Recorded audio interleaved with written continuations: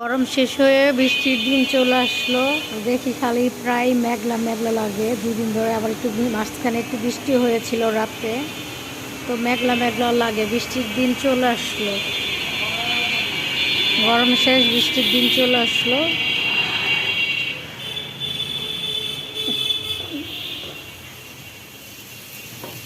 তো এই যে রান্নাটা শুরু করে দিলাম। মিষ্টি কুমড়ায় যে ঝোল ঝোল হবে, ডাল হয়ে গেছে।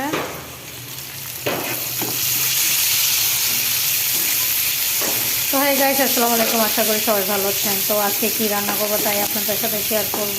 তো আমরা রান্না কম বেশ সবাই পারি, তো যার যার মতন রান্না করে। আমি আমার মতন রান্না করি, আপনি আপনার মতন রান্না করেন।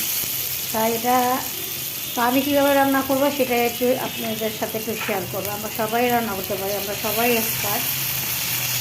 তো যার যার মতন রান্না করার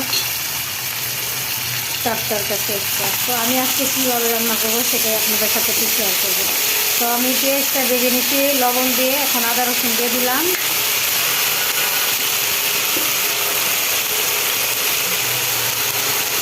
একটু সামান্য তেল দেব। এটাকে ভাজা ভাজা হয়ে গেলে, আর এখানে আমার রান্নাটা হয়ে গেছে, একটু উপর দিয়ে কাঁচামরিচ দিয়ে দিব।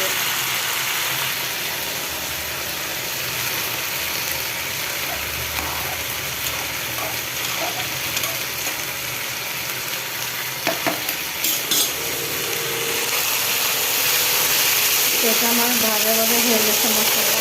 সামান্য পানি দিয়ে দিব। পানি দিয়ে এক এক করে একটু হলুদ মরিচ দিয়ে দিব। ওই যে হলুদ দিয়ে দিলাম, আর একটু হলুদ দিব, 1 চামচ মরিচের গুঁড়া, আর একটু এটার সাথে ভালো মতো অ্যাড করে দিব।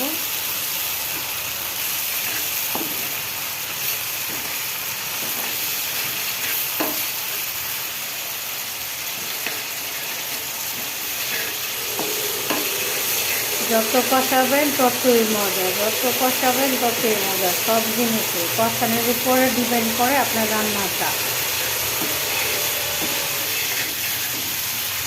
তো আমি এই যে চিংড়ি মাছ রান্না করার জন্য, এই চিংড়ি মাছ রান্না করার জন্য এইভাবে পেস্টটা রান্না কেটে নিই একটু মোটা মোটা। আমার কাছে ভালো লাগে এভাবে রান্না করলে চিংড়ি মাছটা মোটা মোটা পেস্ট দিয়ে।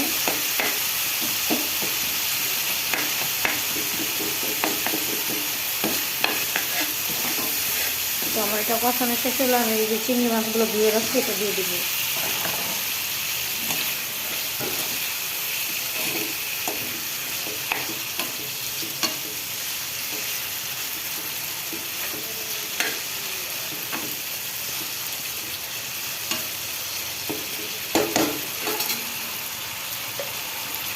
আমি একটু ঢেকে দিয়ে ভালো মতন কষানো হলে তারপরে আপনার ইয়ে করবো।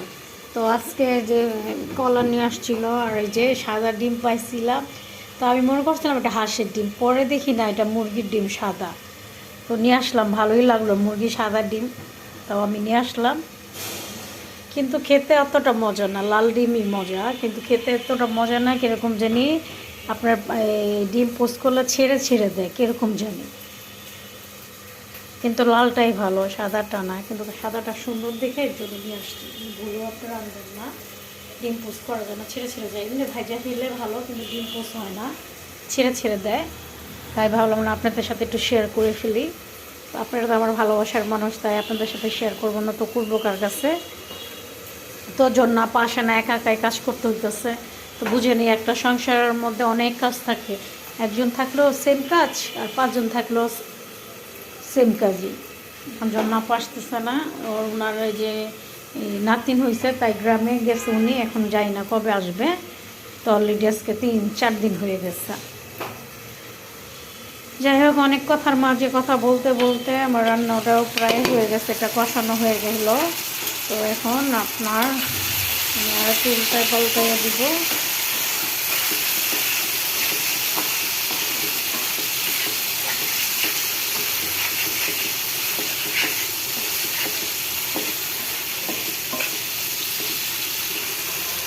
হাতটা মেজে এরকম টুকরা করে রাখছি, টমেটো দিয়ে দিলাম।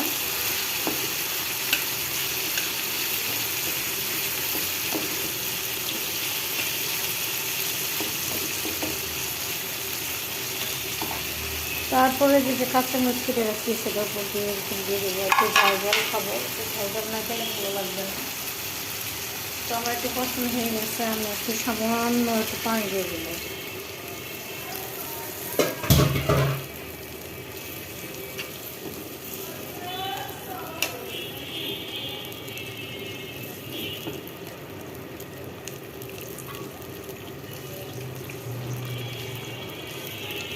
তো আশা করি আজকের ভিডিওটা দেখতে থাকেন, আশা করি ভালো লাগবে।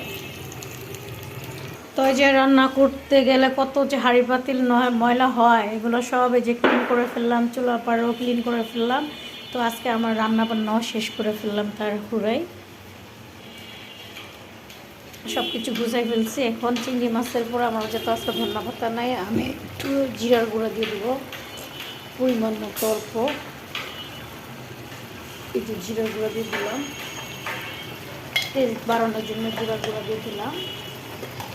এখন এটাকে একটু নাড়াচাড়া দিয়ে দিব।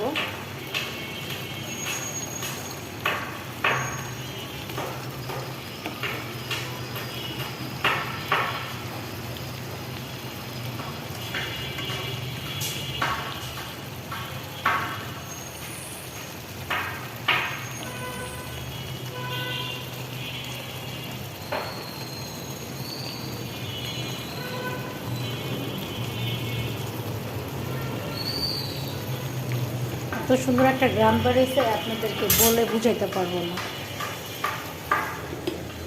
তো এই যে মিষ্টি কুমড়া মাশাআল্লাহ খুব সুন্দর হয়েছে, একটু মুখে দিয়ে দেখলাম খুব মজা হয়েছে। আজকে ফার্স্ট আমি রান্না করেছি আপনার একটু মিষ্টি কুমড়া একটু ঝোল ঝোল করে। আচ্ছা 2 আইটেমের চিংড়ি মাছ, আর এটা তো মাশাআল্লাহ খুব সুন্দর হয়েছে, একটু মাখা মাখা থাকবে চিংড়ি মাছ ভুনাটা। তো আজকে এই পর্যন্তই শেষ করলাম। সবাই ভালো থাকবেন, ভালো লাগলে ভিডিওটা দেখবেন, ভালো না লাগলে দেখার দরকার নাই। তো আজ এই পর্যন্তই শেষ করলাম। সবাই ভালো থাকবেন, বাই বাই, টাটা। তো আমার এই চিংড়ি মাছ ভুনা কীরকম হয়েছে সেটা কমেন্ট করে জানাবেন। Bye bye.